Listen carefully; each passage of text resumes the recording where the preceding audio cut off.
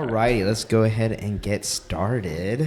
Awesome. Well, this is Hamza's guest, so I'll let you kick us off. Absolutely. Well, first I want to welcome Shazim to the podcast. You know, Shazim is a really close friend of mine. I've known him for a very long time, but I'll give him the proper introduction that, because he's really one of the founders that I really have a high regard and respect for as grown up with as well. So Shazim is the founder of Glorious PC Gaming Race, which has now turned into Glorious. He started this company when he was 24 years old. 24. I know, that's wow. 24. Time and flies. he targets basically PC gaming accessories and products. Master Race. The brand has gained traction through the PC gaming community, and he sells predominantly custom mechanical keyboards as well as mice and mouse pads. In 2002, he also accepted a growth investment from Francisco Partners, and he's transitioned from a CEO into a chief visionary. So we're really, really excited to have you here today and to really learn from your experiences. So welcome to the podcast. It was 3 years ago now, 2023? Sorry, 2022? We're in 2025. 2025 as of 2022. Today. Yes. So FB came on in 2022. So Okay. It's almost been about 2.5 to 3 years, roughly. Yeah, time flies. Holy shit. You probably were talking to them a little bit before that too, right? So. Yeah. So that's time flies. You just saying it out loud is kind of like, I'm like, oh man, I'm old. Yeah, I feel like we just triggered a midlife crisis right now. Started at 24, I'm 35 now. What is happening? You're 25 years of age right now? That's I'm 35. You're what? I was talking to my wife. I'm five years away from 40. How does that feel? Whoa. Yeah. I just turned 31. Nice. But yeah, I mean, to me, like, I think like as time has progressed, like, I just think like age is like your version of like what you think of age is just different, right? Like I remember when I was 20 and I was like, oh my God, this dude's 30 and he's super old. And now I'm 30 and I'm like, it's not that old. Listen, for me, the perspective. Yeah, the metric moves with Pitbull, you know.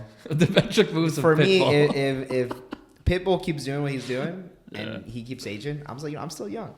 Well, they say that your brain locks in at a particular age, right? And then your body keeps getting older, which is kind of surreal to see. If you're like 60 years old, but your brain's locked in like 25. I honestly, I feel like whenever someone asks me my age, I always I'm like 27. No, 35. That's a compliment. That's a compliment. Yeah, it's just one of those things, right? Like it just works that way. Yeah. Well, Shazim, thank you for being here. Yeah, first off, and Assalamu alaikum. I know on the podcast we didn't get to say that on the recording, so just the record be known. You asked some wonderful questions, what we're about. And the Caravan podcast, like our listeners know, we are a podcast focused on the Muslim entrepreneurship journey, whether that be a creator, a builder, a maker, whatever scope that comes in. And obviously you are a business owner. You've started something that from 0 to 1, which is an incredible journey to have. So with that being said, we are also pretty laid back. Unless you're talking to the microphone, then you have to lean into the microphone, as we've learned during this process. But outside of that, you can lean back and relax. But yeah, so I know it's our first time meeting, so I'm really excited to get to hear about your journey. So we'll try to make the most of the hour that we have with you today. So with that being said, do you want to ask the first question? Do you want me to jump into it? Yeah. I mean, my first question is like, you've built a really incredible brand, which I think a lot of people, especially in the PC gaming world, are very familiar with. But I want to go to like the beginning. You're someone that I've known for quite some time, and I remember one memory that I have is like we were literally in college together, and I was like, "What are you up to?" And you're like, "I'm on my 3rd degree." So I'm like, "What's this guy like?" It's like he values education clearly. So it's very different than what you hear from a lot of other entrepreneurs, right? Like usually it's like the opposite end of the spectrum, which is someone's dropping out. Yeah. And then you've been like doing like that for a long time. So I guess like let's go back to the very beginning of like what really inspired you to start Glorious. What were your past experiences that kind of led you there? And how did your kind of background influence you and propel you into this specific industry? Sure. So I think like I've always been like risk averse, right? Like I know it's a hard thing to say for business. I think it's the most riskiest thing you can do. But like my always mentality was I need to make sure I'm risk averse, right? Like that's kind of the mindset that I've always approached things. So right, obviously, like, desi parents and all that kind of stuff, right? Going to college, like, yeah, beta, you got to be a doctor or engineer or whatever. In my case, I think it was always doctor. I don't think engineer was ever on the table. But it's like, you know, I mean, it's hard, right? You're 18 years old, and you're told to be like, okay, yeah, go be a doctor. Doctor equals success. So I'm like, all right, yeah, I'm gonna be a doctor. Doctor equals success. Nowhere like, you know, especially in our parents' generation, it was always like, they were always about like work hard, earn a living, because like, you know, most of us are like first generation here. Their parents came in here and grinded it out. So for them, follow your passion wasn't really a thing, right? Like that was like a very new concept and thing for them. And I think I had the same situation where my parents were like, you gotta go be a doctor, right? And of course I tried to go be a doctor, and I was like, you know, this stuff is hard. I'm gonna do the second best thing, which is go be a dentist. So I tried to go be a dentist, and I did that. You know, I did it. I started it off. I went to UT Dallas. I did that for, you know, a couple of years. I did my undergrad in premed, or the premed program, whatever. Absolutely hated it, every single thing about it. And like, this is what, 2018, 2017? Graduated high school in 2008, so okay. 2009. I mean, okay, so this is during like the financial crisis coming up almost. I didn't know shit about that. Right. So like, I was cooking. Yeah, I was a gamer. I was 18 years old. This is my peak of my World of Warcraft career. I was raiding 8 hours a day. I was Alliance or Horde, I have to ask. I was Horde, dude. Let's go. This is gonna be a good podcast. Y'all know it. Alrighty. So I was on my peak raiding days at that time. Yeah, so I was a complete. I have no regrets of doing it. I miss those days. I don't think I could do it anymore. This is Wrath, right? Wrath of the Lich King or TBC? I started playing right as Wrath came out. Or okay. I turned level 70 right as Wrath came out. Gotcha. So I was there. I played WoW since beta. Okay, damn. I was in 4th grade when I started. Sorry, wow. I love when I meet another person from Azeroth. How far did you play?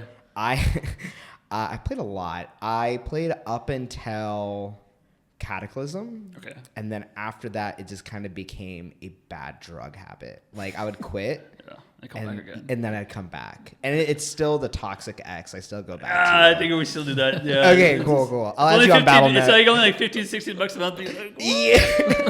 Let me just go around the city for a little bit. My justification is this, right? You pay $15 to go watch a movie and you get 2 hours of entertainment. Or you can pay $15 or $20 now almost and get a whole month worth of entertainment. Anyway, I digress. So you're playing World of Warcraft. Do you have any siblings? Brother. Older or younger? Younger. Oh, so you're the older brother as well. Yeah. So you're going to college, doing pre-med, it looks like. Yeah, so I'm doing pre-med. Absolutely hated it. I thought, all right, let me go try to do business at UTD. So I decided to go do a second major alongside my biology major. So I did business admin. Is that what it's called? Business admin? I have no clue. What's a basic? I don't even remember. Business anymore. management. Let's just say whatever. There's a lot. There's a lot. MIS. Yeah, management. MIS. It wasn't MIS. Okay. It was before MIS. It wasn't even a thing. It was just business admin. It was whatever. I Gotcha. was like, you know what? So it's like a diet. Some exposure. I'm to just some like, business. I want to be I'm gonna learn business. So you're double majoring at this point. So I'm double majoring. Simultaneously. Yeah, exactly. Okay. So all my electives under pre-med were always all business classes essentially, which was interesting and useless at the same time. I don't know. It was just like there was a lot of stuff being taught, but it's like none of it was applicable, right? Like for the business side of stuff, it was like, hey, you're getting ready to go to a corporate job, and they're gearing you up for that, which is whatever. And for the biology side, biology was my major. And for the biology side of it, it was just like literally memorize a bunch of crap, dump it on a test, move on to the next thing. But I did it. It's fine, whatever. I went through it. Like, I met a lot of great friends and people like throughout that journey. And I even went out, did the DAT, did well in the DAT, all that kind of stuff. I applied to some dental schools the first year, didn't get in. They all were like, you need to take more science electives, even though my numbers were like pretty good to get in, but they wanted more. Beyond what you had for beyond pre-med. what they wanted to see more like exposure to all the stuff that you're doing. Are you a gamer still? Are you married? No. Inshallah one day. Inshallah. I have to ask this question because I noticed that when I got married, gaming got a little bit less. A lot of your hobbies just go out the door, and then when I had right? kids, it was just like... I feel like I really want to challenge that. because like my brother recently got married. Yeah. And you know, he's 5 years older than me, 5 years and 8 months. I love my brother. And I just remember when he's like, you know, when I was younger, he would get a lot of acne. Yeah. And then he was like, well, wait till you're older, you'll get acne. And alhamdulillah, I haven't yet. And then he was like, well, you know, once you're working in the real world, you won't be able to have like, you know, be able to work out and stuff. And I've still been able to maintain that. And now he's married. And so there's a bunch of other challenges that I hear from other people that are married. Whether it be both sides of the aisle. And you're like, I want to fight back against that. I was like, I feel like you can make it happen. Nah, bro. I think I understand where your philosophy is coming from. It's a very like entrepreneurial thought process, right? Like I'll figure out a way, which I think is good to have. Yeah. I think the reality of marriage and the reality of having a kid is just like I think your priorities change though. Right? That's like, true. Exactly. I think that's the thing, right? Like it's just like I rather, you know, you've got like 2-3 hours in the evening to chill. I'd rather watch a show with my wife, or I'd rather like play with my kid or something. Oh, right? Like it's like one of those kind of things. You kind of have to like habit stack differently. In exactly. A way, right? Exactly. It's not that you don't prioritize, because you will make time for what you think is important. Like for sure. Inshallah, and when you do have kids, inshallah, we have multiple inshallah, kids. Yeah. And you get married. Well, get married first. Yeah. Sorry, step by step. But when that happens, like you're still probably going to be the type of person that works out, which is good. Yes. Because you're going to prioritize that as like. Yeah. But in general, man, like the number of habits that you can do. Right. Yeah. Your time becomes a lot more precious. Yeah. You gotta really choose. Is this good? You don't want to play a crappy game either. Yeah, exactly. But anyway, I was playing Assassin's Creed, and you can go to these like prayer stations, and that's cool. They'll, I think, and this is ignorance here, I think it's Shintoism, but your character you go with. And this is the newest one, right? The newest one, yeah, which is really great, especially if you like 10 minutes of it. Oh, you have? Yeah. It's a long game, but if you like Ghost of Tsushima, for example, this is like It's just I feel like it's a copy. It is. It's like, but it's like it's like a nod to it. It gets you. For me, it's like I love Ghost of Tsushima, such a good game. And I'm waiting for the next one that's coming out, and this is a good like waiting. Just gets me there. You know, it's not the dessert, but it's like something that takes the edge off. Ghost is so good. It's one of my favorite games. It's phenomenal. Phenomenal. Beautiful. But anyway, I digress, because he does like they do like a clapping thing at the prayer thing, which I'm like learning. I'm learning a bit more about Shintoism now in this journey, which has been pretty interesting. Learn the wrong things, bro. I know. Hey. I'm just seeking truth. Are you the guy that watched all the cutscenes? Yes, of course. Yeah.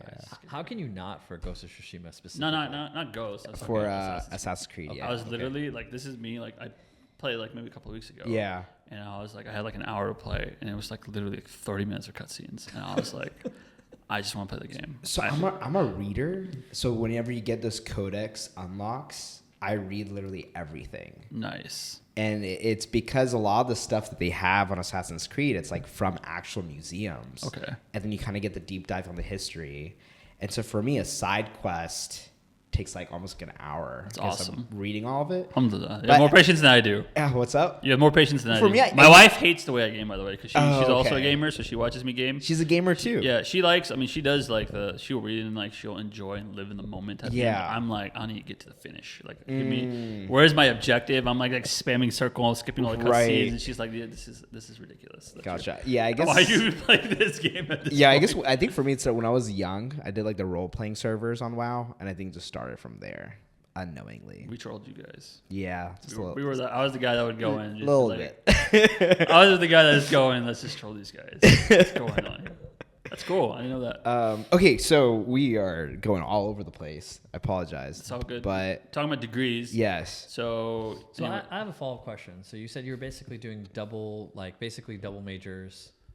Did you find value in having the different? Like they're very different things, right? Did you find value in like the duality of the type of subjects that you were studying in college? Do you think that in hindsight that was valuable? Would you regret it, or useless? Useless. Okay, Yeah, just useless. Look, I think the biggest takeaway from university for me was that it taught me discipline, right? Like that was like being really disciplined. Like I mean, like to sit there and memorize a biology book takes a lot of discipline. So like I sat there and like learned how to do that. And scheduling too. And scheduling, right? Yeah. Like that discipline, that rigor, I think was probably the most beneficial stuff that I got out of it.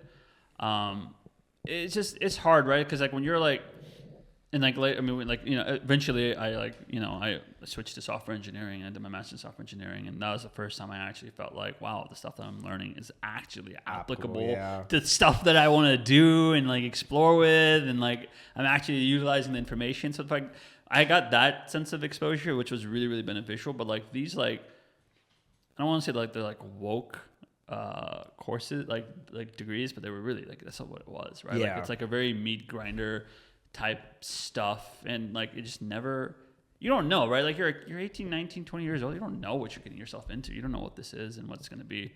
Even telling like an 18-year-old what it means to be a doctor and do that stuff for the rest of your life, no one really knows what that is until it's too late. Yeah. And that's what happened to me too, right? Like going into like biology, I shadowed some dentists, like whatever, and I was like, this sucks. Like I don't want to do this. And like my breaking point was, I still remember my absolute snapping point was I was sitting in, it's my last year of my biology degree. It's the last course I was taking. It was medical microbiology. And I'm learning about some like genetic genes that like cause like some kind of like mutations. And I was like, I can't do this. I'm done. Like this is not happening anymore. And that was like that's what kind of snapped me. And then I started to look into something else to do essentially, which led me to software engineering. Yeah, I think a lot of, I think it's a very like, and took me some time. I think it's like easy to like hate on college as a person who took 5.5 years at college to get through. And it's almost sometimes not knowing is almost a reason that causes the issue of college. Like if you know what you want to do, if you're able to figure it out, then you get on the right path, then it totally makes sense. I think the biggest thing with colleges that helped me is networking. I think that is like the biggest value that I gained out of college is my expansive network that I've had. Because if it wasn't for college, like I wouldn't have met you, right? And then potentially not have met you either. In this area, because obviously I changed my major 7 times in college. Wow. The average, at least in 2013 when I was going to UT, it was, I think they said 3 times. And I remember listening or hearing that in orientation. And I was going in similar to you, like, oh, I want to be a doctor and things like that. I was like, 3 times? How do people not have their lives figured out? Yeah. Right? Quote unquote. I think I just like, I brought Nuzzer to myself at that point, I think. Yeah. And, you know, fast forward, I changed my major 7 times. And, you know, for you, when you're going through this period of what sounds like uncertainty and also a potential area of rejection where dental schools are wanting you to do more classes, and then kind of before you found the clarity to do software engineering and making that transition, where were you with your faith journey at that point, and how was that playing a role? I mean, for me, right, like obviously, like I've been religious. I'm not the most religious person in the world, but I'm like praying 5 times a day, fasting, all that kind of stuff, right? Like I always did that stuff. A lot of shit goes on to universities, like, right? And I just never was part of that. Like I never wanted to be part of that. MSAs and things. Yeah, like I mean, like, that. dude, like, I mean, everyone's dating, you know, everyone's doing stuff. I was just like, whatever. Like I was never like in that circle. Like that stuff never really interested me, and I didn't want to get sucked into that kind of stuff either. Yeah, you were just pressing X's and O's and all of that. You're like, let me just get to my objective. I mean, exactly, right? Like I mean, like that translates over into real life where I was like, all right, I'm just gonna come here, do my classes, and I'm dipping. Right. I was very little. I don't think I was part of any clubs or anything like that. I mean, I tried it and dabbled it out here and there and stuff, but for me, that kind of stuff never really worked out. And like from a faith perspective, it was like, you know, still consistently trying to do what I wanted to do, right? I mean, I ask Allah for guidance and tell me what I want, like guide me to the right path, what I wanted to do. I mean, I didn't really know, right? Like, yeah. I went through biology and I went to business admin. I didn't really know what it meant. I was just going through the motions, right? And it took me maybe like, I was still like 21, like 3 or 4 years later, I'm like, oh shit, like I need to actually figure out what I want to do. Yeah. And if I can do anything with this. I remember going to a career fair too at UTD with my biology degree. I was like, wow, my options are like could be like a teacher that gets paid $30K a year or a researcher. And like, I'm like, this isn't slim. I'm not going to pay off my college tuition from this, dude. Yeah. Like, what the heck? Like, this is so expensive. So, you know, that it was like one of those. And honestly, like even going into software engineering, I still remember right? Like I thought software engineering was right, but I enjoy the hell out of software engineering. Don't get me wrong. I did my master's in there. Absolutely loved it. But when I went to go, I did an internship with my software engineering degree at Sabre, I believe. And it was just for the month or 2 months or whatever. And that was my first time working anything corporate. And I was like, this sucks. I was so angry. This is what I worked hard for. I was like, this sucks. And I was really like, I was actually like devastated because I was like, you know, because you made the switch to not become a doctor anymore, which forget the personal problems of dealing with that. Your parents then like are really upset with you. They're like, oh man, like why you don't want to do it? I mean, like my parents were like more or less supportive, like, hey, like you tried it and I understand you don't want to do it and you're more than welcome to do whatever you want now. But in your head, you're still thinking. It's like, yeah, I mean, like it starts to get it, and you're just like a little bit panicky. You're like, oh man, like what's going on here? And I, you know, obviously you did dua and stuff to guide you. Allah guide us like to figure out what's best for me, because like that's one of those situations where you don't know what you want either, right? Like I didn't know what entrepreneurship was. I had no idea, right? Like I came across that much later, where I was like, what this is. So for me, it was like very much like I don't know what I want to do. Yeah, and I need to figure it out. If that makes sense. It does, and I mean, I'm a younger brother, and both of you guys are actually older brothers, right? And so, and I know the pressure my older brother has gone through. I know, at least from what you've shared with me. With you, as you're kind of the trailblazer, right? More or less. Was that like another sense of like pressure that you had? Is that something you were thinking about of, you know, because there is often, especially in the Desi community, like there is a lot of pressure on older siblings, which I fully acknowledge and thankful that I don't have to burden that. Was that playing a role in your decision in terms of like, you know, being a bread earner versus like pursuing entrepreneurship? I mean, yeah, that was always in the back of my mind, right? Like, again, like I always wanted to be risk averse. So I finished all these degrees, especially the software engineering one, because I'm like, look, worst case scenario, fine. You get like a 70, 75K a year job and it's fine. Like, that's that's not like the worst position to be in. Like all things considered, it's not really a bad position to be in. You're not happy. That's one thing, but that's not the worst position to be in.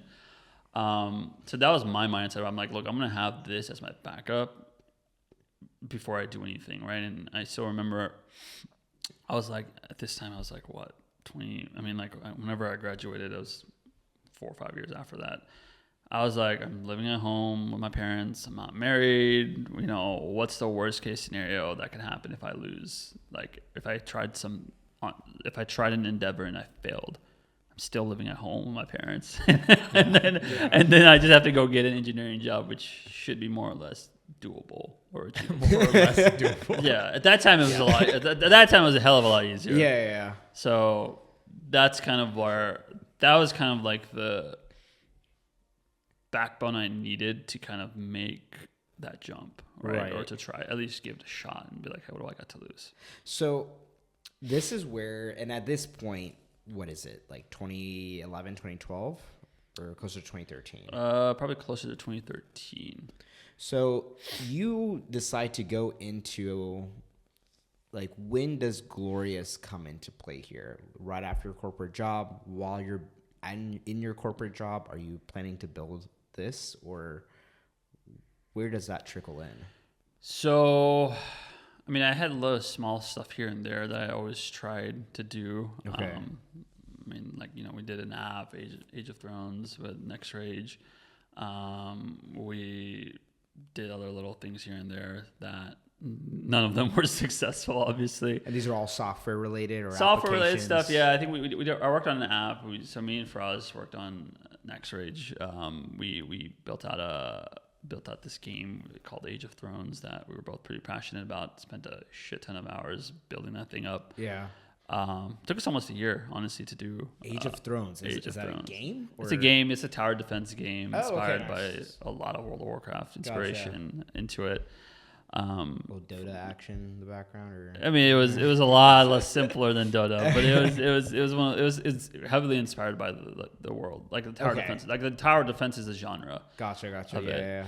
So we did that. That never took off. I think that was that was hard. Like I realized because I think that this time everyone's doing apps, right? Like it's all about App Store and apps and stuff like that. So that was a tough world to be in, because very quickly we realized that making the app in and of itself is a feat. Yeah. And once you get that done, that's like not even 10% of the battle. Like if you can't market it and promote it, then it doesn't matter how great your app is. No one's going to see it. I have to add a slight comment. I find it slightly ironic how you're so risk averse. Yeah, right. But then you choose to go into the gaming industry as an independent gamer. Yeah. Which is probably one of the most hardest categories in the application space. And then of course, down the path you go, I think even to this day, one of the hardest areas to compete in is hardware. Oh yeah. Right. So it's good that you are risk averse, because Lord knows where you would have gone to if you weren't risk averse. Forget Mars, man. I need rockets. I need rockets. My risk aversity is like, hey, if I was to fail, what would have happened? Right. Like even like when I started my entrepreneur journey, my goal was, I think I said $200 a day. I want to make $200 a day, 7 days a week, which I think turns out to be $60K a year, give or take. Yeah, $1,500 a week. Yeah, roughly. Someone will math it out. Whatever. It was I just remember it was $200 a day, and I was like, if I can do this for like 6 months straight, I will not go get a job. Like that was like the internal goal I set for myself. And this meme coins were invented, right? There was none of that stuff was there. I think Bitcoin was taking off. It was starting up. Which I wish I got into at some point. So right around the climate disaster, more or less, or not the climate disaster, the financial crisis. Yeah. But yeah. So you have like this framework, and it seems like your thought process is like, hey, I have something to fall back on, right? Or at least it's like a learned experience. In the worst case scenario, you're going to be at your parents' basement, your parents' house, living with them. In terms of like that transition after a couple of those ventures that you've tried, what really like sparked the idea of like, oh, this is a real problem for Glorious? Like, what was that aha moment for you? So, I was using, the first product we ever came out with was like this really oversized mouse pad. And I remember I was just browsing Reddit one day and I saw that a lot of gamers would use it's called a gun cleaning cloth, which is like this really big black cloth that has like the schematics of a gun drawn out on how to disassemble it and clean your gun. And a lot of people were using that. It was like $15. A lot of people were using that as their mouse pads. And I was like, that's interesting. Cool, yeah. That's cool. That's weird. Why? Like, that's you never know, man. CS:GO gets real competitive. I mean, yeah, exactly. I mean, like, right when you're playing with a game that's on like a lower DPI, or like your mouse is on a lower DPI, you need more like real estate to do it. But I think back in the day, either mouse pad, I don't think there were any mouse pads that were that big, and the mouse pads that did exist in the market, a lot of them had like a lot of edges that would fray over time. Like they're just like like cheap and like start peeling and whatnot. So I was like, okay, I can fix that problem by stitching around the edges, because then if it's stitched, then you're not going to have this fraying issue. And then I can take this idea of a really, really big mouse pad and just make it black and put my logo on it and like call it a day. Like, why not? Let's see where that would take us. And we're back. We were talking about anime, and I think we all agreed on our love for Attack on Titan. Mm-hmm. But yeah, you were saying how you met your wife and related to yes, like AOT. So I mean, so when I first met my wife, we started talking, and she's from Pakistan. Okay. And I don't think she was interested in me till like we were like talking about anime, and then she's like, I think she asked her, she's like, oh, do you watch anime? I'm like, yeah, I watch Attack on Titan right now. What do you watch? She's like, and she nerded out, and she's like, I watch Attack on Titan, and then I whipped out my phone, and I had the Iron Giant, the Armored Giant, Armor Titan, Armor Titans, okay. as my wallpaper. Yeah, and that was it. That was literally it. Just a wallpaper on my phone. I was so happy. Why the Armor Titan? Also, I don't know if you saw Nike recently just dropped AOT Air Maxes. Oh no, I didn't see that. Yeah, they're pretty clean. But why the Armor Titan? It was a cool snapshot of it. Just a cool deal. The armored one's the Reiner, right? Yeah. So it's the one where he like breaks through the wall. The first episode is like running. Dude. Great character development on him. Dude, sick. If you had to identify as a Titan, which one would it be? Oh. And it's okay. We know there can't be a complete 1-to-1, but like, which one do you find yourself like? Oh, dude, I don't know. That's a tough question. You can have that on the back burner. We'll get to that at the end of this episode. So we are. Well, you asked something, or what were we talking about? Yeah, so we were talking a little bit about the early days of Glorious and what kind of brought you on in terms of like, oh, this is my aha moment about Glorious. You were talking about the mouse pad, the gun pad, things like that. Yeah. Yes. You were basically trying a bunch of these like accessory-based products, and you're like, hey, let me just put a cool-looking logo on it and try to sell it. What happened after that? Like, how did the evolution of Glorious really start to take into place? So, right, like, I think the most important thing for anyone trying to go into this entrepreneurial journey is, right, like, anyone can make a product, not everyone can make a brand. Right, and making the brand is super, super important.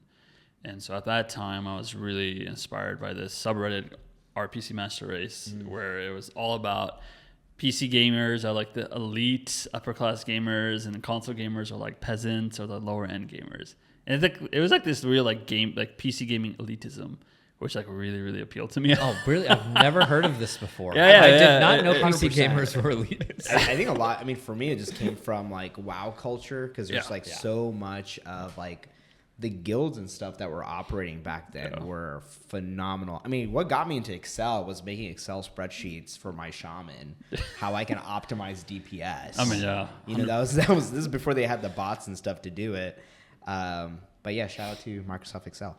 So you were getting into the space. One question I want to add in there though, because I think nowadays when it comes to making physical hardware, any product, it's so much easier now just because of popularity with CPGs, right? No. Mm-hmm. When you're talking about, so did you sell like the mouse pads? What does CPG mean? Sorry. Consumer product goods. Okay. Yeah. So when you're talking about the mouse pads and innovating on that, were you able to sell those, or did you make those? Oh yeah, we sold the first batch like pretty quickly. So, this is before Temu, of course. Yeah. And so, which are still impacted by the tariffs. And so for you, did you just buy them and then just learn sewing and sew them together? Like because at this point, it seems like you've never done anything like this. So, right, just some fundamentals, right, to talk about. For me, right, like I said, I did an internship at Sabre, and I absolutely hated that experience, right? I thought the corporate lifestyle was really bad. Mm-hmm. And I remember talking to somebody who was like super excited. They're like tenuring into like 25 years, and they would get like 100 days of vacation total. And they were like bragging about how they never took a day off, and they were excited to take a couple of weeks off after like 25 years. That's rough. And that really like irked me the wrong way. I was like, I need to really control my time, because like, in this life, right, like the most precious thing that we have, like the resource that I think we have is time, right? Like if you don't have time, then you don't have anything. And for me, having control of my time was something that was super important to me.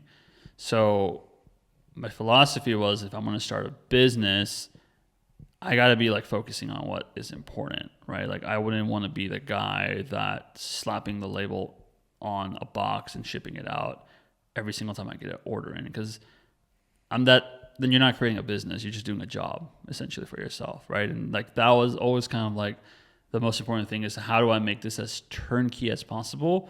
So when I am sleeping, the business is still generating money, right? And I'm focused constantly on how to keep pushing it forward.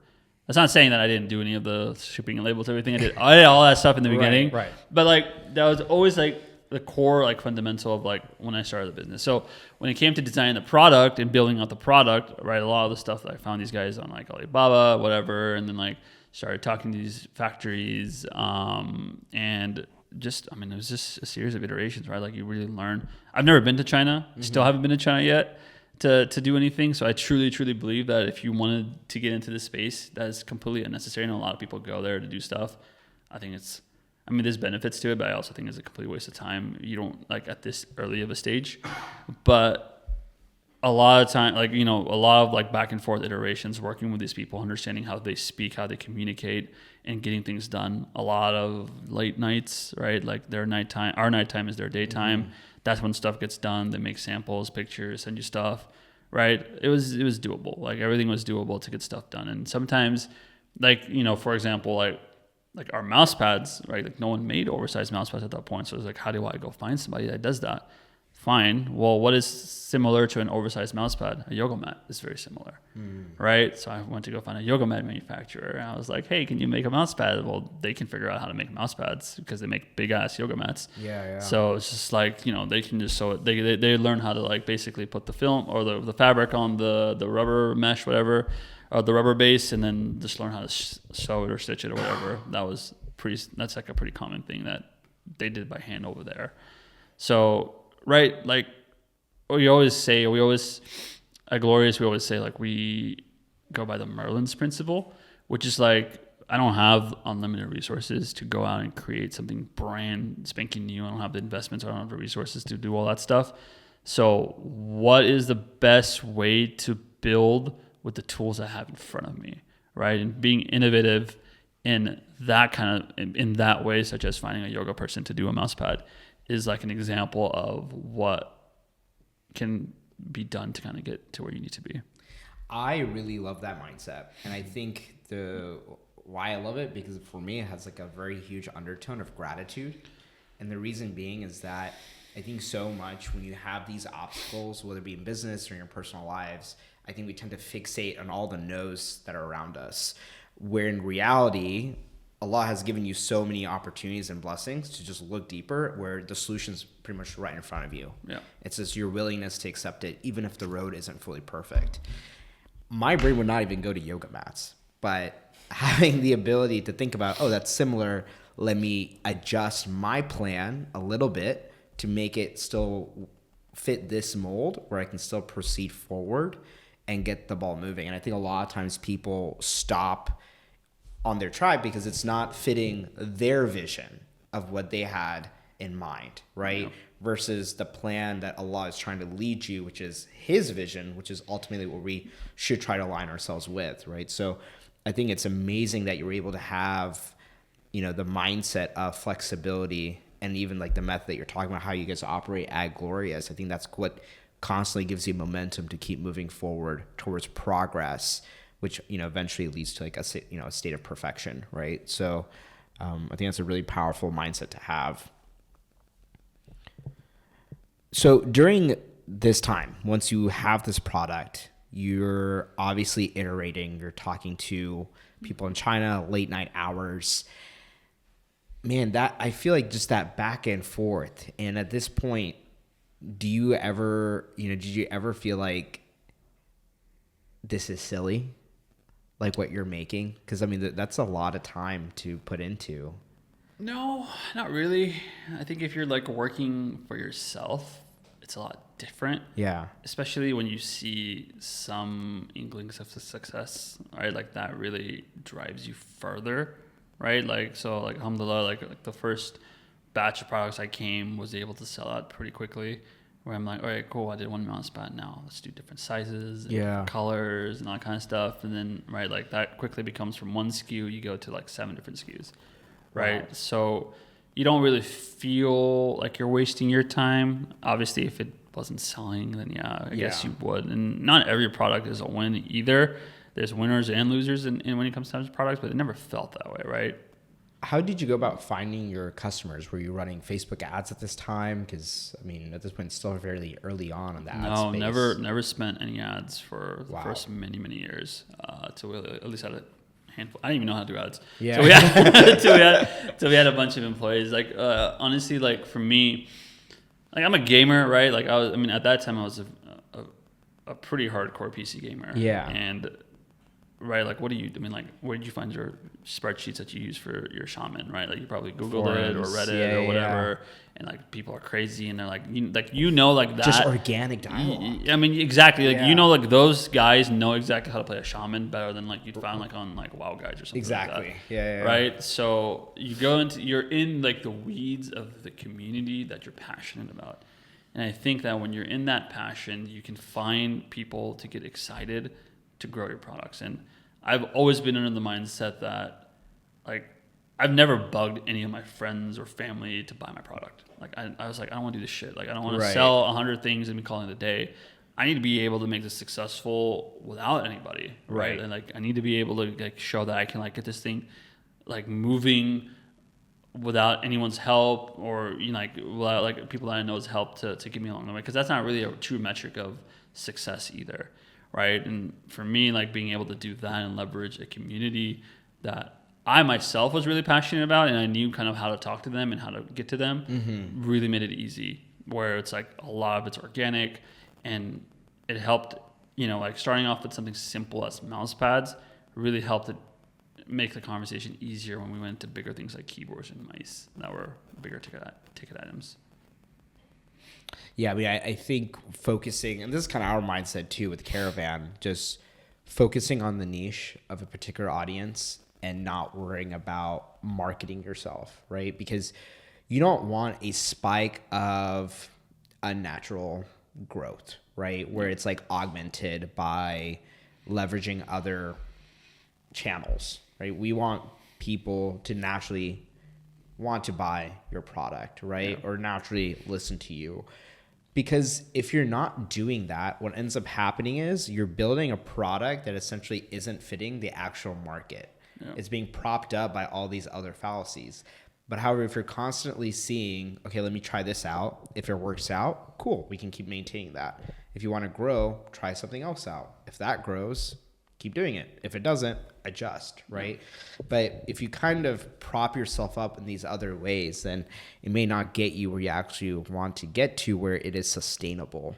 And it seems like you kind of always focused on your core audience, which I think kind of is a testament to Glorious in terms of what you guys sell, who you're selling to, which builds a sense of, to what you're saying, of building a brand, is also building trust between you and your customer consistently. Yeah, and I think that's very important, especially in the early days of your business, right? Like if you're focusing on a niche, you want product market fit with your niche audience, because they're going to have expert advice and feedback for you of how you can make your product better. Right. If you're just going to talk to anyone who uses a keyboard, for example, here, they might give you very different feedback. And you're going to, they will give you very different feedback. And then you're going to try to make design changes and product changes. And it's just, maybe at some point you'll hit that inflection point where it makes sense to go for that. Yeah. But in the early phases, it's so critical to focus on just be passionate about your own products too, right? Like exactly. I never push out a product that I didn't use myself. Yeah. Right? Like I'm building products really for myself. And I always thought that if I like it and I enjoy using it, there's going to be other people out there that will find value in that. Absolutely. Too. And there's just so many people out there that you will find your people as long as you're honest. 100%. So as you're expanding into this hardware space, when was because at this point, are you still working your corporate job, I imagine? Or I never worked a corporate job. It was an internship. I'd say. And then you went from there then straight to building? Sabre was 2013, then I did USAA at 2014, and then Glorious was at 2014. I started doing Glorious while I was interning at USAA. Okay. And so after that internship ended, you just kept on building Glorious? Yeah. At that point, I was like, it was kind of like a crossroads, right? Because I was like my last year also, and I was like, I can do this or I can do that, right? And I was like, I'm going to do that.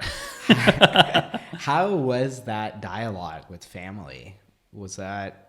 did you have to bring up the data? Or listen, this is how much I've already sold. Yeah. Was it like a pitch of the biggest, most important pitch of the life? Yeah. It wasn't the easiest, right? I think my parents more or less had trust in what I was doing, or at least wanted to try. I think. They were always obviously very, very nervous about it, but I also think that they kind of saw that I knew what I was doing, more or less, right? My mom's thing was, I think she was like, can you just go to an office and work? She just wanted me out of the house, I think. She's like, can you dress up nice and go to the office to work? She hated me bumming around at home. You should still cosplay as an office worker for your own company. I tried. Actually, there is something to it too, right? Because you're working at home all the time. Yeah. It's like a lonely journey, right? Like you are kind of by yourself. And sometimes it was good. Like if you're I always showered and I always changed into something comfy, not necessarily like my PJs or whatever, but always try to do that. She wanted a suit and stuff, the button down. So I was like, this is never gonna happen. I love how that's the bar. Showering, changing clothes. Yeah, so it was. It's tough, right? Because as an entrepreneur, right? Like someone once asked me, it's like, when do you like not thinking about work? I'm like, that's the wrong question. Like I'm always thinking about work. And like the question is, when do I take a break? Right? So you're always thinking about it, and you're always like even in the middle of the night, you're like, oh, I have an idea or something like that. My wife tells me that I'm talking about like work stuff while I'm dreaming, like, or sleep talking. And I'm like, oh God. Well, my wife knows about that as well. How does that feel compared to, you were talking about working a corporate job, and then these people who say like, oh, I worked here for 20 years. I get, 4 weeks off now. And we have this criticism towards them of like, that's their whole life. What makes this different? Because I think for a listener hearing this, like, wow, this seems like even more work because you're constantly. You work 100 hours, you don't work 40 hours a week. Yeah, exactly, right? I mean, like, look, you have control of your time, though, right? Like, if I want to go take a vacation somewhere, or if I want to work remotely for like a couple of weeks, I'm my own boss. I can do whatever I want, right? Like, for me, that was extremely powerful, and that was super important. Like, you have control of your life, and the business doesn't move if you're not moving either. Yeah. Right. So there's something about that that's really powerful. It's not necessarily it's not necessarily working less, right? Like I think if you're trying to work less, go get a job, because like that's gonna be fine. You come home, you don't have the stress. You get a check, and you're gonna get addicted to that check, and then that's fine. Like that's for you. This is for people that like really want more than just that stability, because like being an entrepreneur is completely unstable, right? Like you don't know. Like I literally like. Until I had to deal with like, the FP stuff, like it was literally always like, what if tomorrow, like everything goes down, like every single day. That was like the thought that would come through.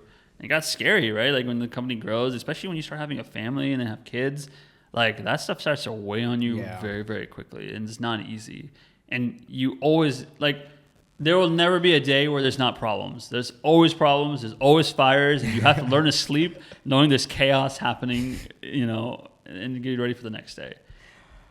Well, fires and chaos is a good transition to ask you on, I guess, some of our LinkedIn portion posts here is tariffs. How have you been navigating all of that situation currently? As your role right now as Chief Visionary, as explained to us. Chief Visionary. Visionary. I have vision into the mind of Trump. I heard you got a new plane recently. Yeah, but it was Boeing, so it got sent back. So. Oh. Well, we weren't expecting any sponsorships from Boeing this episode, so I think we're in the clear for that. When you were going from, I guess, here at this point, where you're seeing growth, you've made the decision to lean into this entrepreneur endeavor. What did the next, at this point, what is this, like 2017 now, or? You're talking about... Or sorry, for where you're at right now when you make the transition to going full-time onto Glorious. I was full-time... The whole time now. I was full-time the whole time. Yeah. I never worked like a corporate job. Oh, sorry, like after you made the decision to not go into full-time, but going into Glorious at that pivot point that you were saying. That was 2014. Yeah, it was 2014. Like in 2014, like I was doing like $200 a day, right? Like that was always my goal. Is like if I can do $200 a day for like 6 months, then you're good. I think I have something here. Yeah. I think I can make this work for like, let me just try this for 6 more months. And then like, it never really dipped ever below that. So from there, what did growth look like in terms of tackling this on completely solo?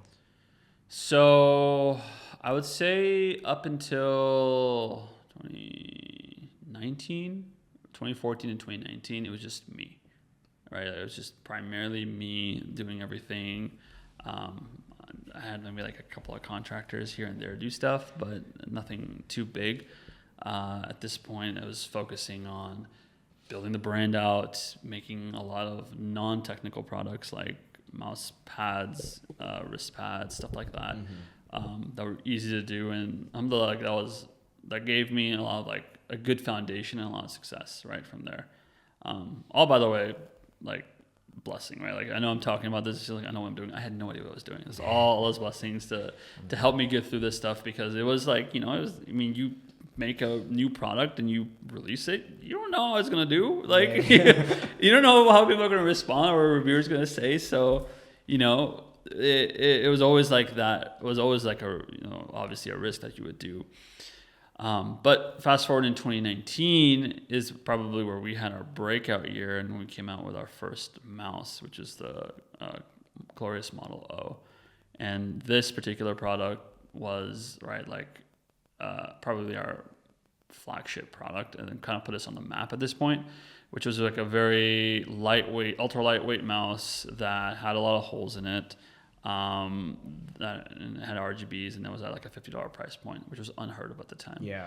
And just how that idea came across was that a lot of times, even if you look at market data at this point, a lot of market data trends would suggest that, hey, gamers want heavy mice and put in weights in them to make them heavier and heavier and heavier. In reality, what was happening is people were buying these mice, especially enthusiasts. They were buying these mice, they were taking all the weight out, and then they were drilling holes in them and making these mice as light as they could. So I was like, what if I made a mouse that already had holes in it, right? like made it lightweight, like a honeycomb pattern mouse that had holes in it, and released it at a price point that was ridiculous that no one can compete with. And then that was honestly that was it. Like people say overnight success. It wasn't overnight. It was like 5 years, but that was it. But you had it's beyond those 5 years. You've built a connection with your community in the gaming center, right? And I think a lot of these bigger brands, I won't name any, but they give this marketing and brand illusion that they're connected and they know the gamer, but are they a gamer? Are the designers a gamer? Are the manufacturers, are they a gamer? And you kind of had all those hats, but you also had the most important hat, which is I'm a gamer, right? And I think, the price point that you had it when I was looking, up your product and the origin of your first mouse, it was very well reviewed. And I know for entry level gamers, it'll be a great place to start because you're probably looking up best gaming mice to get, and you're probably going on these forums and you're saying, oh, this is the one everyone's getting. And it's such a low price point that it's a great place to start. Exactly. That's exactly how we those are all the things that we did to get to where it needed to be. And no marketing dollars were spent, nothing like that. And it just generated so much buzz. It's funny now that obviously we're bigger. We talked to a lot of competitors in our space at this time that are now our employees. And they're always like, yeah, you guys came out of nowhere. We're like, what the hell? Who are these guys? And it's always it's always humbling to see I don't think I ever realized what kind of impact it had, but from my understanding, at some point it was probably the best selling mouse in the world. Yeah, in terms of gaming, we couldn't keep up to get it to produce it and all that kind of stuff. Were the bells ringing? I mean, Logitech's really big, and all these other brands what's the IP situation even in all these things? The what situation? Like intellectual property and so it's all ours, right? We owned everything. At this point, I think it's no one knew who we were. We came out of nowhere, so it's no one. It just everyone starts who the hell are these guys? Where are they going? How are they selling here? And what are they selling? And look at this and this all kind of that. The thing was we were the biggest small guy. In the field. And a lot of these guys are based off NPD data, so whenever they're in stores like Best Buy and whatnot, that's where all the public market trends, not probably have to buy it, but all the market reports become available, where these guys can see metrics and stuff how companies are doing. We were a private, small, independent-owned company with a couple of people at this point. And you're D2C at this point, right? Online. We were D2C at this point, but then we started to expand to B2B very quickly, international, because the requests were just hounding us, we want this product, where do we go?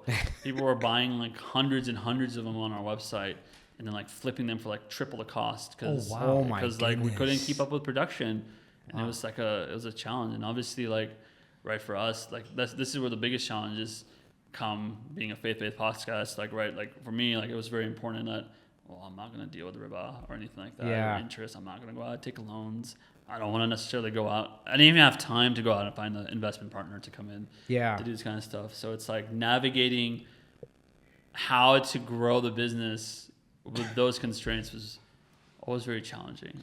So talk a little bit about that, right? Yes. That's one of the, I know you personally, so I knew that those were some of the decisions that you've had to make, but anyone conventional and especially when you're hiring people, you're in a massive growth phase, you basically have a short window to expand quick.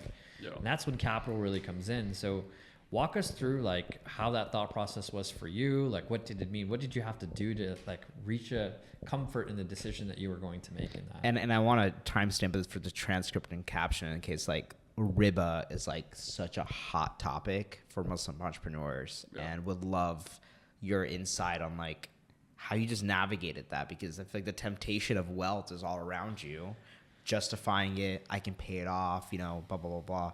Really, you know, dive deep into that if you can. Dude, yeah, that stuff, yeah, man, that stuff, it was addicting. Like you see it because, you know, the thing is like you work with everyone around you, they all think you're insane. Like literally they're like, you are insane to not do this. Like what the heck? Like why would you not go out and take like a loan to go pay this off? Or like we could have honestly gotten a loan like anytime we wanted to, right? So people thought that was the craziest thing ever. And it was super challenging too, because like cash flow became a big concern, because we deal with B2B people, they're all on terms, right? They're like, oh, we'll pay you net 30 or net 60, which is like, we'll pay you 30 days or 60 days after you've produced and delivered the goods. And I'm like, I don't have money to make this. Like, how am I supposed to do this kind of stuff? So, right, like I think, like for me, like alhamdulillah, like everything was a blessing, right? Like I always like I was always very consistent that everything was like a blessing, like to this, and I never wanted to do anything that would take that away. I think I was at peace with knowing, like I don't think I would be at peace if I took something like if I went down that route, because I'd be so scared. I'll be like, oh man, I don't want to make Allah upset and like do something, you know, wrong, and like, you know, like this is like I recognize it as a blessing, and I wanted to just maintain that. So I was like, well, this is where I'm gonna make a stand. Like I'm gonna try to do this as halal as I can. I came with challenges, and we'll figure it out as we go, right? Like this is the concern. Like just because no one's done it doesn't mean you can't, right? Like let's figure this out and let's be creative. Which was always really interesting to convince non-Muslims to understand that, where they were like, what the heck do I do? At this point, you're wanting to do things the halal way. And even though everyone around you, I mean, at this point, I feel like it's a very isolating feeling. Oh yeah, it's hard, and it was challenging to find information about it online, or like other people, like how to do it, right? Like riba was one thing, zakat was another thing, right? Like it was just like it was always challenging to figure out like what do I need to do to make my business as halal as possible, right? And honestly, like I mean, we alhamdulillah stuck to it, like especially in terms of like the riba part, where it's like, you know, we will create a way to finance things like what we did. Like, for example, when we released our mouse, we didn't have enough money to make all this production. So we did reservations, just like Tesla did, honestly. I just straight up copied Elon.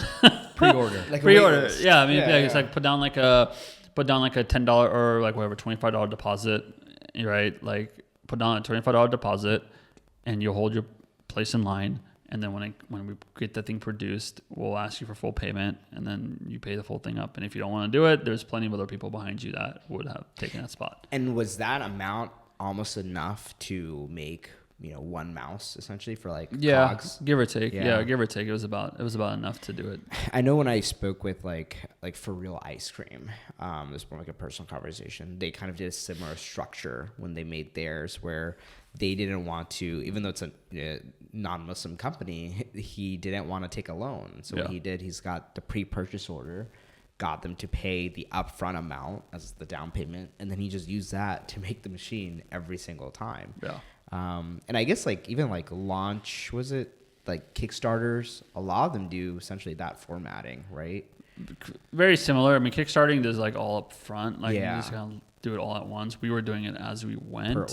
Per order. It was also challenging too, right? Because we would have like a pre-order period where it'd be like, hey, we're only taking like waves of pre-orders, right? So the first wave, we would collect all the payment, then go get that thing made and ship them. And then meanwhile, when they fully paid them out, we already had enough money for the second batch, but we still took reservations for it.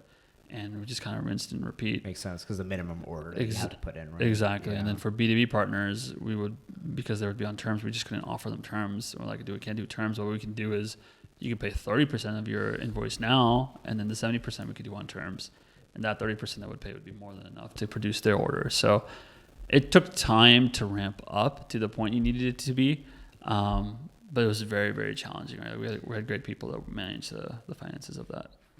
So, you know, I'm trying to put myself in your shoes, right? And I applaud your discipline on staying firm on that. Did you have whispers of like, oh, if I don't do this faster, a competitor will come in and steal it? And then, you know, even if you have IP and stuff, that is a legal battle that sometimes people will play bluff on, right? Especially, let's say a bigger brand came into the play and wanted to do that, right? Because you're the small guy, right? Yeah. I mean, I think competitors are going to come regardless, right? Like I think whether or not I do anything, they're going to come regardless to take a piece of the pie because they see it happening. And yeah, could I have made more if I took loans out and moved in a particular way? Yeah, maybe. Could I have found myself in a hole? Yeah, I probably could have. But I don't think that was a risk that I was willing to take either. Where I'm like, I don't want to do this. Like, there goes my dean, and there goes my right. there goes my life. It's like a double whammy. It's like it's like I'm like, this is good enough. Like we're doing well. I can barely support what I have. Why try to chew off a little bit more? Let me just work with what we got, and like just keep growing. It's just gonna take some time. It's like you're stretching out the timeline it took to grow. It's not as compressed as it was before. But yeah. Yeah, and I think it's almost, I feel like sometimes when people, and I'm really speaking for myself here, but, you know, doing the halal thing it is the hard thing to do, right? And I think I sometimes expect doing the right thing or the halal thing. I sometimes expect myself to be rewarded in this dunya. And I always have to like remind myself, like, sure, even if I'm not getting the whole pie that I could get if I dabbled in riba or whatever it would be, I need to always keep it in my mind that inshallah Allah will reward me in the next life for making this like sacrifice, right? Is that something you kind of had to constantly coach yourself on, or is that you just had that resolution that no, this is it and that's it? Because man, I want to be honest, right? I want to make sure I'm strong enough if I'm ever in that position to be like, the world is telling you to go this way, you gotta be like, nope, I'm gonna go this way instead, right? I think I was more the latter, where I was always resolute about it. And I mean, like, even for Glorious, right? Glorious was always like the rebel pirate ship that always went against the grain. So this was like, for me, it was like doing our finances this way. It didn't seem unfamiliar. I'm like, yeah, it's fine. Screw it. Like, we're going to do it this way. They want to do it that way. That's great. That's good for them. But we're going to do it this way. Raise the banners. Yeah. We'll figure it out as we go. And I'm like the way I look at it is like we did well every single time. Like it's constantly doing well. So I'm like, it's working. So why be impatient and like rush it out? Like, let's figure out a way to make it work. I think I had more other challenges was like things like when it came to like as the company grew and like there's more employees, things like benefits, right? Like there's like debate on like if offering healthcare was haram or halal, or like life insurance was haram or halal. Those are the things that I felt like were really, really hard to navigate around. Like, dude, I don't know what to do. So what did you do for those? Like, what was your, like, did you talk to a scholar? Did you just like, hey, like, try your own version of looking into it? Like, what was like your process? I didn't talk to a scholar. I mean, the healthcare stuff, I was like, I have to offer healthcare. Like, there is sources that said that, you know, you shouldn't. But I was like, dude, like, I mean, like, this is, at least in America, like, if I don't do it, like, these guys can't get insurance like anywhere, right? Like, it would be very difficult for a lot of people to get insurance that was reasonably costed for them. So I did that. I didn't do the life insurance stuff. I was like, this is optional, and I think I can get away with it for now. So I never did the life insurance stuff. But those were tough decisions, right? Because like people didn't like, especially non-Muslims, they didn't understand. This is like a very was it 401k? Yeah, 401k matching. We didn't offer that either. Like I was like, I can't do that. Like I don't know what this money. I can't match into something. I don't know where the money is going to be going into either. Right? Like those things are all like really, really challenging. So like I don't know like what other Muslim-led companies have done, but like I didn't know anyone that had a answer to some of these things. So I tried to do the best I could with the understanding that I got from these places. So I'm like, Allah knows best. And I think a lot of our mission here at Caravan is having these conversations, you know, and something we didn't really get the chance to preface, but it's like we, in these types of challenges, we don't know the answer because we don't really openly talk about it. And we really want to create that space where we do openly talk about it and then inshallah find a better solution or have better support in the decision that we're making, right? Collective thought generally leads to a better answer than in isolation. And I think when you're like talking to scholars and things like that, it's like you may only have a limited amount of resources versus maybe another business owner may have more resources that could help and guide each other. I mean, even the health insurance thing, I didn't even really think about just because, well, I feel people usually stop entrepreneurship journey at, can I grow my business? They never get to the point of, hey, your business is now here. You have employees. A lot of them are non-Muslim. How are you going to operate, right, and help them understand? Yeah. Was there a period once you've kind of, made this decision to go in this direction where you felt like, yes, I did the right thing? Or was it always this kind of, okay, maybe I can take it now. Maybe I can, or was it just like, I've made my decision and I'm moving on? Nah, it's like when it came to like benefits and stuff, that was always a challenging one, right? Because I was just trying to understand. I was like, why is this? Like, why can't I offer healthcare? Why can't I offer life insurance? Right? Like for people that need it or want it or whatever. Like it just felt, at times it felt like it was like barriers. Like that was really when I felt like religion and like my deen and like business was clashing, where I'm like, dude, like what in the world? Like how am I supposed to do this? Even for zakat, right? Like figuring out how to do zakat for like inventory and like stuff like that was so complicated to do, because I'm like, damn, I have to like really, like if I read the books and I try to figure it out, it seems like it's just like it's like a timing game. Like this doesn't make any sense to me. Like a lot of it didn't make sense to me, and I was trying to make sense of it. Like Islam is supposed to be something that's very logical, it makes a lot of sense. But like you have to get a 4th degree at this point. Yeah, exactly. So it's just like, I just did like Allah knows best, obviously, but just try to do my best effort into some of these things. Still not 100% certain on some of these things either, right? Like I've never really had a resource to go out and like get proper guidance on whatnot. And the times that I've had wasn't really helpful either, because it's such a niche and technical subject that you have to really find like the right person to do it. Right. It's like if you have an inventory for less than a year, but then you can make the decision to hold it for less or more. Exactly. Is it like a business decision? Is it I'm just trying to save on zakat decisions? So these are all like very. I mean, exactly. Those kind of things didn't, like the timing aspect of it, like for inventory, didn't feel right to me either. It's like if I pay my zakat like on the 1st of Ramadan and I have a big shipment coming in, and it comes in on 2nd of Ramadan, because I pay my zakat on the 1st, does that mean I don't have to pay zakat on that all of a sudden? Like, stuff like that. Like it was like tough. Like those things didn't make sense to me. So like I just came up with something that I thought could be reasonable and Allah knows best. Especially like at that time, right? Like I know, Joe Bradford is getting a little bit more popular on Instagram. He does a lot of like Islamic finance consultation for like situations like this, and he's a great resource to have for a lot of folks.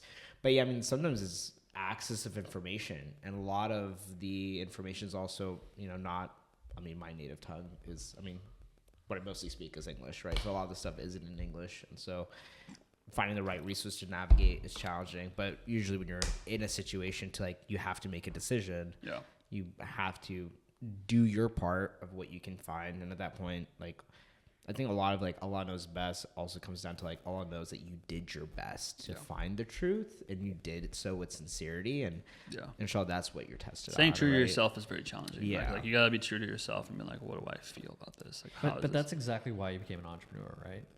So you can could be control of your own time, and more importantly, like you could be who you want to be, and you get to make those determinations. Absolutely.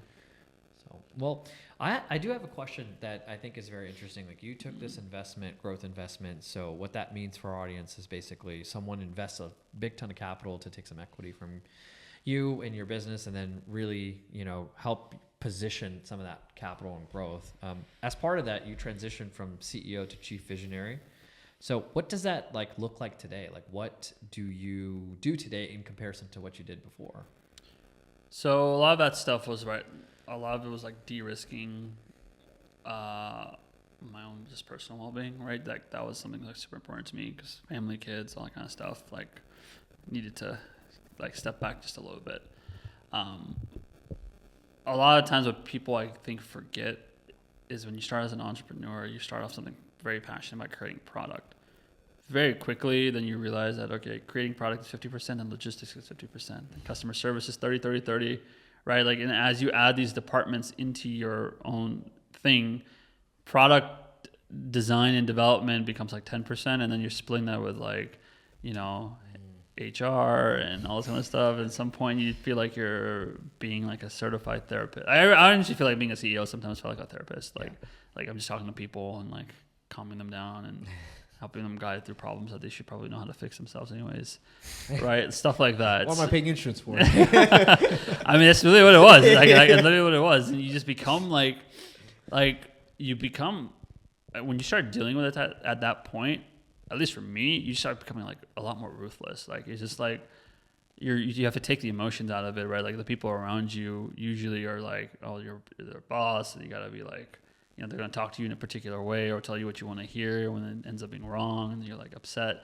Like I ended up finding myself being angry all the time. I was like, this is not what I want to do. Like I enjoyed making product, and I like doing that portion of the business. This like became like, alhamdulillah, it was great. I'm not complaining, but like it also became like a thing where I'm like forced to do a lot of things that I didn't want to anymore, right? So moving away from that CEO position to something a little bit different was a really cool opportunity for me to still enjoy doing what I actually like started the Glorious for. Is like this is what I'm passionate about, and not have to deal with the other stuff, right? Someone else can do that. Yeah.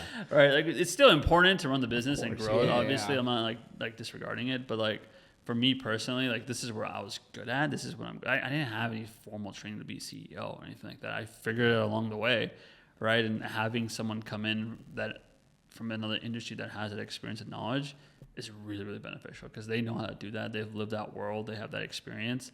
Let someone that knows that portion of it handle it, and let me do what I'm good at. So I'm like, for me, like that's kind of like, it was like the best of both worlds where I'm like, cool, I get to enjoy what I want to do and, you know, grow the business the way that is fun.